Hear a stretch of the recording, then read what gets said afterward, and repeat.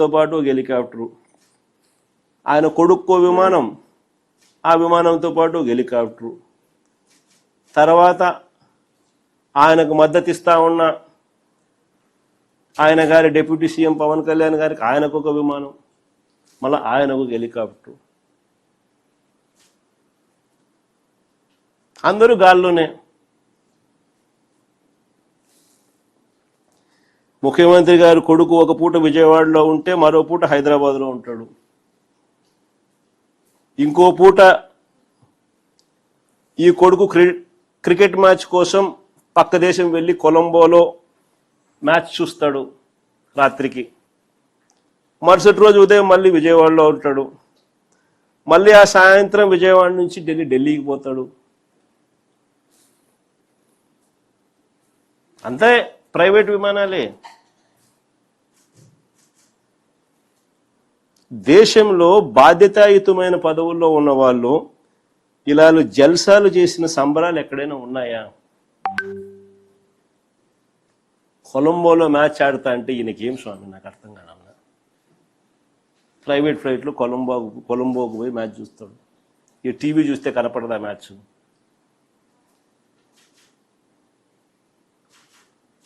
సరే, క్రికెట్ అభిమానివే అనుకో, టీవీ చూస్తే కనపడదా? నేను కూడా నిన్న టీవీలోనే చూసిన మ్యాచ్.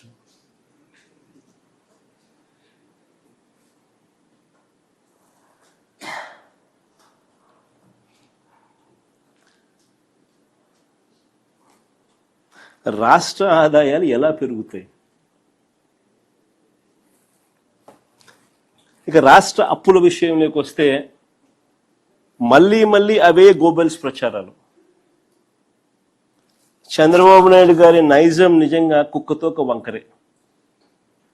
అంటే ఎన్నిసార్లు మనము చెప్పినా కూడా ఎందుకయ్యా అబద్ధాలు చెప్తావు, వాస్తవాలు ఇవి, ఇదిగో వాస్తవాలు అని మనం ఎన్నిసార్లు ప్రజెంటేషన్ ఇచ్చినా, ఎన్నిసార్లు మనం సాక్ష్యాలు ఆధారాలతో సహా చెప్పినప్పటికీ కూడా అవే గోబెల్స్ ప్రచారాలు, అవే అబద్ధాలు రిపీటెడ్గా. కుక్కతోక కూడా ఎప్పుడైనా మీరు గమనించే ఉంటారు, దాన్ని కరెక్ట్ చేయడానికి నువ్వు ఇటు చేయండి, అది మళ్ళీ ఆయనకి వెళ్ళిపోతుంది. అందుకనే సామెత కూడా అంటారు కుక్కతోక వంకర అని. చంద్రబాబు నాయుడు గారి నైజం కూడా కరెక్ట్గా అంతే. మొన్నటి బడ్జెట్ ప్రసంగంలో కూడా ఏకంగా 9.74 లక్షల కోట్లు అప్పులు మేము మిగిల్చామంటారు. బడ్జెట్ ప్రసంగంలో వీళ్ళన్న మాటలు అసలు నిజాలేంటో తెలుస్తాయని, రాష్ట్రానికి సంబంధించిన అప్పులు ఎంతుంటాయో రాష్ట్ర ప్రజలకు ఎక్కడ తెలిసిపోతుందేమోనని ఏకంగా బడ్జెట్ పేపర్స్లో అప్పులకు సంబంధించిన టేబుల్ వాల్యూమ్ నెంబర్ 6 ఈ బుక్లో ఉంటుంది. వాల్యూమ్ నెంబర్ 6 బుక్లో దీనికి సంబంధించిన టేబుల్ పూర్తిగా ఎత్తేసారు, కనపడదు. ఇది ఎప్పుడు జరగదు మామూలుగా. నేను ఆశ్చర్యంగా చంద్రబాబు నాయుడు గారిని ఒకటే అడుగుతా, అయ్యా చంద్రబాబు నాయుడు గారు, ఇక్కడ దాచిపెట్టవచ్చు కానీ మీరు ప్రజెంట్ చేసిన చంద్రబాబు నాయుడు గారు ప్రజెంట్ చేసిన మీ తొలి బడ్జెట్, అప్పటికింకా ఇంత తెలివితేటలు ముదర్రా. ఈయన ప్రజెంట్ చేసిన 2024-25 బడ్జెట్ డాక్యుమెంట్స్లో క్లియర్గా అప్పు ఎంతుంది అని, రాష్ట్రానికి సంబంధించిన అప్పులు ఎంత ఉన్నాయని చెప్పి రాసినాడు. పోనీ కాంప్ట్రోలర్ అండ్ ఆడిట్ జనరల్ వాళ్ళు 23-24 లెక్కల్లో కనిపిస్తుంది. వాళ్ళు 23-24 లెక్కలు మరుసటి సంవత్సరం ఇస్తారు. 23-24కు సంబంధించిన లెక్కలు 24-25లో వాళ్ళు రిలీజ్ చేస్తారు. లెక్కలు, ఆడిటెడ్ లెక్కలు, ఆ లెక్కలు చూసినా కనిపిస్తుంది. చంద్రబాబు నాయుడు గారు ప్రవేశపెట్టిన 24-25 మొట్టమొదటి సంవత్సరం ఆయన ప్రవేశపెట్టిన బడ్జెట్ చూసినా కనిపిస్తుంది. ఫ్యాబ్రికేటెడ్ నెంబర్స్తో తన డప్పు తానే కొట్టుకోవడం మనకంతా కూడా కనిపిస్తూ ఉంది. నేను ఒకటే అడుగుతా ఉన్నా, జీడిపిలో అంటే రాష్ట్ర వృద్ధి రేటు అని అంటే రాష్ట్రం పురోగతిలో ఉందని దాని అర్థం. Primary sector, secondary sector, tertiary sector అన్నీ కూడా పురోగతి సాధిస్తున్నాయి అనేది దాని అర్థం. అంటే వ్యవసాయము, మ్యానుఫ్యాక్చరింగు, సర్వీసెస్ సెక్టరు అన్ని సెక్టర్స్ వేగంగా పరిగెత్తా ఉన్నాయని దాని అర్థం. మరి చంద్రబాబు చెప్పిన ఈ లెక్కలే నిజమైతే జిఎస్డిపిలో ఈ మేరకు గ్రోత్ రేటు నిజంగానే కనిపిస్తూ ఉంటే దట్ షుడ్ ట్రాన్స్లేట్ ఇంటూ ప్రజల తలసరి ఆదాయం కూడా ఇదే రీతిలో నిజంగా పెరిగి ఉండాలి కదా. దట్ షుడ్ ట్రాన్స్లేట్ ఇంటూ ప్రజల తలసరి ఆదాయం కూడా ఇదే రీతిలో నిజంగానే పెరిగి ఉండాలి కదా. ఆ తలసరి ఆదాయం నిజంగానే ప్రజలకు ఆదాయాలు నిజంగానే పెరిగి ఉంటే తద్వారా వాళ్ళ కొనుగోలు శక్తి కూడా పెరగాలి కదా. సో కొనుగోలు కూడా పెరగాలి కదా, పెరిగి ఉండాలి కదా, కొనుగోలు కూడా పెరిగి ఉండాలి కదా. తద్వారా ప్రభుత్వానికి వచ్చే ఆదాయాలు ట్యాక్స్ రెవెన్యూస్ కూడా పెరిగి ఉండాలి కదా. అంతా కనెక్టెడే కదా.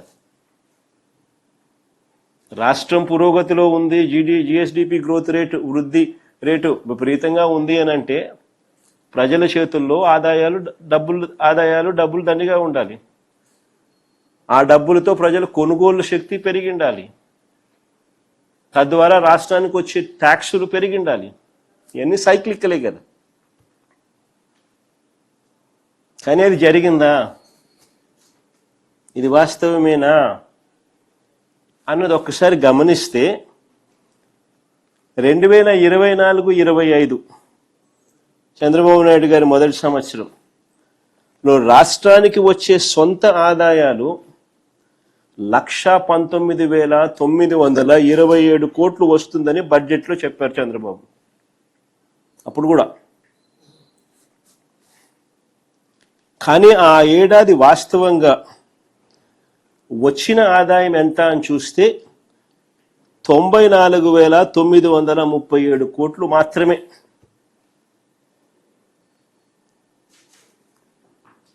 ఇంకా ఆశ్చర్యం ఏమిటో తెలుసా, అదే 2023-24 అంటే దాని ముందు సంవత్సరం, అంటే వైఎస్ఆర్సీపీ ప్రభుత్వం చివరి సంవత్సరం 2023-24తో కంపేర్ చేస్తే అప్పట్లో రాష్ట్రానికి సంబంధించిన ఆదాయము అంటే ఎస్ఓఆర్ స్టేట్స్ ఓన్ రెవెన్యూ రాష్ట్రానికి సంబంధించిన ఆదాయం 93,084 కోట్లు. అంటే పెరుగుదల కేవలం 1.99% మాత్రమే. 2023-24లో రాష్ట్రానికి సంబంధించిన ఎస్ఓఆర్ స్టేట్స్ ఓన్ రెవెన్యూస్ సొంత ఆదాయాలు 93,084 కోట్లు ఉంటే 2024-25లో వాస్తవికంగా 94,937 కోట్లు మాత్రమే వచ్చాయి. అంటే పెరుగుదల కేవలం 1.99% మాత్రమే.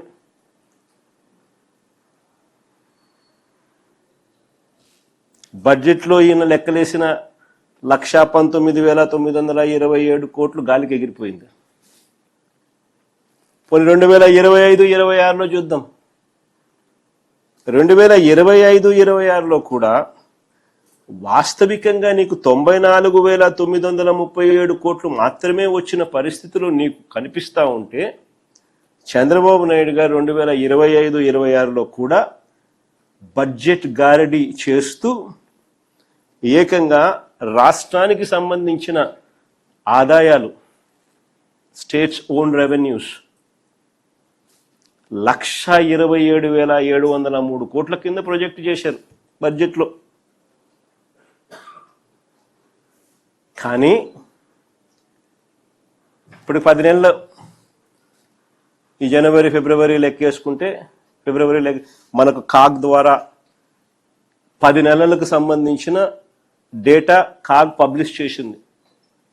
కాంప్ట్రోలర్ అండ్ ఆడిట్ జనరల్ 10 నెలలకు సంబంధించిన అకౌంట్స్ రాష్ట్ర ప్రభుత్వం. హలో, తెలుగు రాజ్యం ఛానల్ చూస్తున్నారా? సామాజిక రాజకీయ జీవన చిత్రణే తెలుగు రాజ్యం. అతిశయోక్తులు అసత్యాలు ఉండవు. రాజకీయ కోణం కాదు, ప్రజా కోణమే కొలబద్ద. తెలుగు రాజ్యం వీక్షణ మీ ఉత్తమ అభిరుచికి నిదర్శనం.